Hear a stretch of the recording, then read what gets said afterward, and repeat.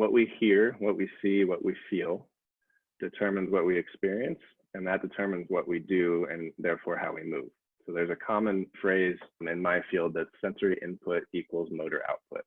So what you feel is how you move. The interesting part is that there are mechanoreceptors in your skin, in your muscles, in your joints, and your tendons and in your ligaments.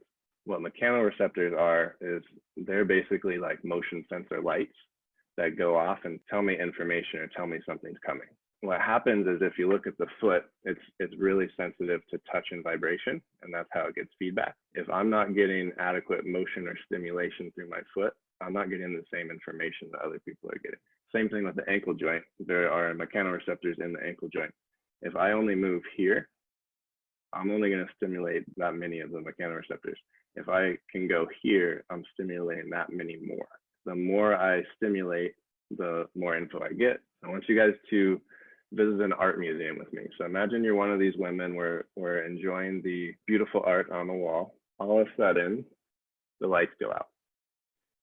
That's the difference between having good sensory input and the difference between having poor sensory input. So the lights go off and all of a sudden you don't have your eyes anymore. So that's going to change your experience, and it's also going to change the way you move. You're going to start kind of ducking and dodging around because you don't want to hit anything. How does that relate to rowing?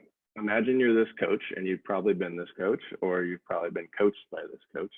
All day, the whole practice, you've been trying to make this rower change. He won't change. You're getting frustrated. They want to change, but they can't. So you zoom closer and you try to figure out why he's not making a change. And you realize he's wearing headphones. So he literally hasn't heard any of your cues all practice. So this is obviously an analogy for having limitations where I'm not getting enough feedback in my foot or in my ankle joint. So I'm not hearing what the other athletes are hearing, and I'm not able to make a change. So how do you take the headphones off? You take the headphones off by identifying the restriction and then removing the restriction.